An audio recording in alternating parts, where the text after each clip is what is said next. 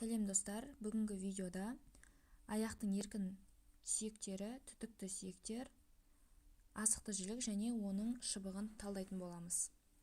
Асықты жілік ос тибия деп аталады, оның диафизі, яғни денесі корпус тибия және проксимальды эпифиз мен дистальды эпифизінен тұрады. Денесі корпус 3 қыры және 3 беті болады. Ең бірінші қыры марго медиалис, медиалды қыры. Алдыңғы қыры марго антериор және сүйек аралық қыры марго интеросеус болады. Және ол бізде 3 қыры 3 бетке бөледі. Медиалды беті фацис медиалис, латеральды беті фацис латералис және артқы беті фацис постериор. Артқы бетінде өрлемеуші бағытта жоғарғы қарай бізде сүйекті қан тамырлармен қамтамасыз етуші тесік форамен нутрицум орналасқан және камбала тәрізді бұлшық еттің сызығы линия мускулис солей орналасқан. Проксимальды эпифизі. Бұнда көретініміз медиалды және латеральды айдаршықтары. Сонымен қатар жоғарыда бізде жоғарғы буындық бет фацис аурикулярис супериор орналасады. Медиалды және латеральды айдаршығы, екі айдаршықтың арасында айдаршық аралық шығыңқы эминента интеркондилярис орналасқан. Және оның алдыңғы бетінде айдаршық аралық жазықтық алдыңғы арея интеркондилярис антериор орналасады. Және артқы бетінде артқы айдаршық аралық жазықтық арея интеркондилярис постериор орналасады.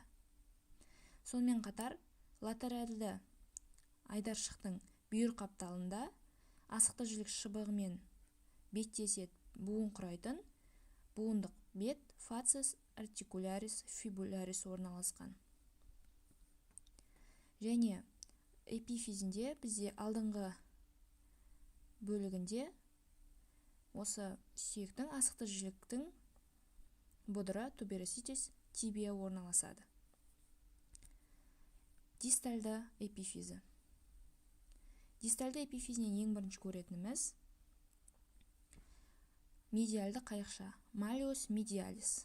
Оның арт қапталында оның жүлгесі сулкус малиорис орналасады. Және латеральды бетінде шыбық сүйегімен беттесетін тілік инцизура фибулярис орналасқан.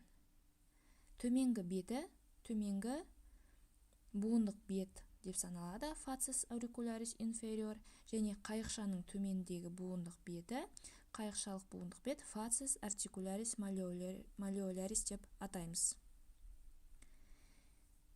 Келесі сүйек, ол бізде асықты жіліктің шыбығы, ос фибуля деп аталады. Оның денесі колюм және проксимальды эпифиз мен дистальды эпифиздерін ажыратамыз.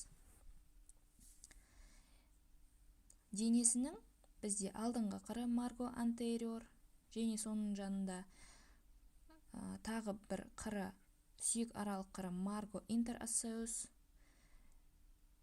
және де артқы қыры марго постериорды ажыратамыз.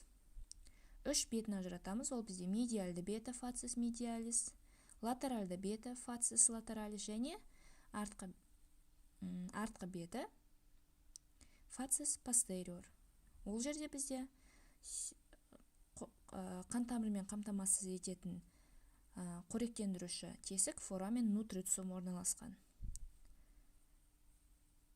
Проксимальды эпифизінде шыбық сүйегінің басы капот фибула, одан төмен мойны колюм фибула орналасады. Және онда асық жілікпен буындық бет құрайтын буындық беті фацис артикулярис капитис фибула және одан жоғары шыбық сүйегінің басының ұшы апекс капитис фибула орналасады. Келесі дистальды эпифизі. Бұл жерде біз латеральды қайықша малиолярис латералисті байқаймыз. Және сол қайықшаның жүлгесі sulcus malleolaris. Қайықшалық буындық бет facies articularis malleoli. Және